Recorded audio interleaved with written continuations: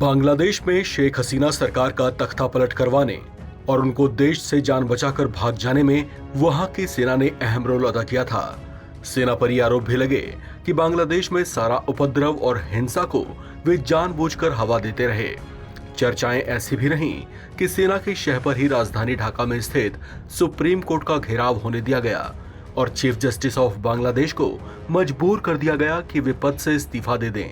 साथ ही साथ बांग्लादेशी सेना पर यह गंभीर आरोप भी लगे कि वहां की सड़कों पर और अल्पसंख्यक आबादी पर हो रहे हमलों के खिलाफ जानबूझकर समय रहते कोई कड़ा कदम नहीं उठाया गया।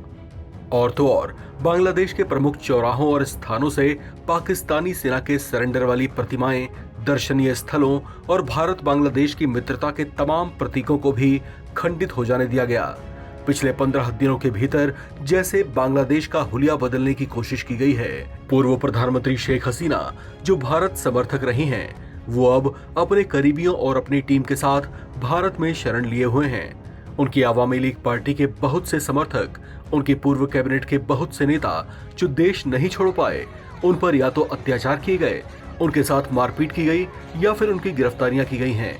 वे किस हाल में हैं, इसकी कोई पुख्ता जानकारी सामने नहीं आ पाई है। हालांकि इस बीच बांग्लादेश के सेना प्रमुख जनरल वकार उज्जमान का कहना है कि उन्होंने शेख हसीना की अपदस्थ सरकार के बहुत से पूर्व वीवीआईपीज को शरण दे रखी है।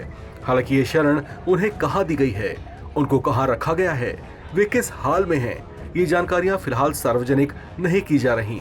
हालांकि जनरल वकार उज्जमान का दावा तो यही है कि उन्हें सेफ हेवन में रखा गया है, लेकिन जो हिंट्स मिले हैं उससे सेना के इन दावों की पोल खोलकर रख दी है। अब जरा आप इन तस्वीरों को ही देखिए।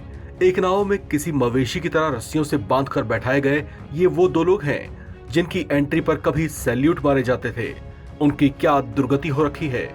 इनमें से एक है पूर्व प्रधानमंत्री शेख हसीना के निवेश सलाहकार सलमान एफ रहमान और दूसरे हैं बांग्लादेश के पूर्व कानून मंत्री अनीसुल हक। आर्मी चीफ के मुताबिक शायद इन्हें भी सेफ हेवन में पहुंचाया गया है। ये तस्वीर ये बताने के लिए काफी है कि बांग्लादेश की जनरल जमान की कथनी और करनी में कितना बड़ा अंतर है।